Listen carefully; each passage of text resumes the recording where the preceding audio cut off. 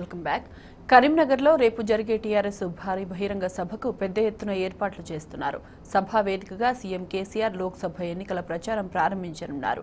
భారీగా తరలివచ్చే జనం కోసం అన్ని రకాల సౌకర్యాలు కల్పిస్తున్నారు. జిల్లా మంత్రులు, ప్రజాప్రతినిధులు సభా ఏర్పాట్లను పర్యవేక్షిస్తున్నారు. మరిన్ని వివరాలు మా ప్రతినిధి వేణుగోపాలరావు అందిస్తారు. వేణు, చెప్పండి, సీఎం సభ కోసం ఎలాంటి ఏర్పాట్లు చేస్తున్నారు? అప్డేట్స్.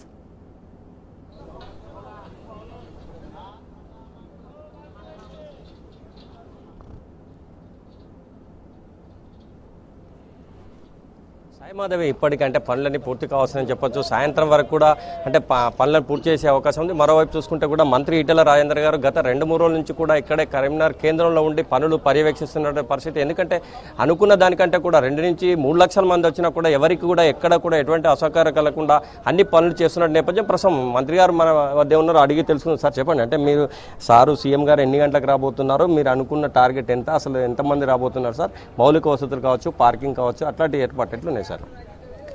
కేసీఆర్ గారు కరీంనగర్కి సాయంత్రం 5-5:30 గంటలకి రాబోతూ ఉన్నారు. ఈ స్పోర్ట్స్ స్కూల్ గ్రౌండ్లో 2-2.5 లక్షల మందిని మేము ఇక్కడ సమీకరించుకుంటా ఉన్నాం.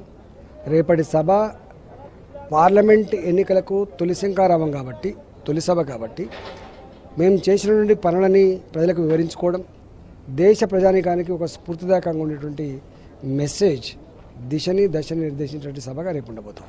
సార్, ముఖ్యంగా ఈ సభ ఉద్దేశం ఏంటంటే లోక్సభలో 16 లోక్సభ స్థానాలు సాధించాలి. ఎందుకంటే యాచించి కాకుండా శాసించి తేవాలనే ఒక లక్ష్యంతో ముందుకెళ్తున్న పరిస్థితి రేపు సీఎం కేసీఆర్ గారు రాబోతున్న నేపథ్యంలో.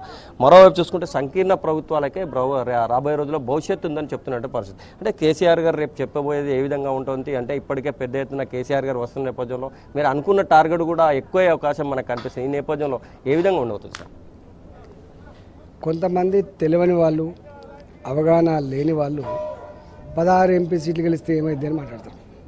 మేము 6 మందిమే ఎంపీలను గెలిచినాం టీఆర్ఎస్ ఉద్యమంలో. ఒక దశలో 2 పార్లమెంట్ సభ్యులు ఉన్నారు. వ్యూహం ఉండాలి, ధర్మం ఉండాలి, సాధించాలనే తపన ఉంటే ఏదైనా సాధ్యమవుతుంది. కాబట్టి అది కళ్ళ ముందు కదలాడుతూ ఉన్నది. రేపు 16 మంది ఎంపీలు గెలిచినప్పటికీ ఏం సాధిస్తారనే వాళ్ళకు నేను ఒకటే అడుగుతున్నాను.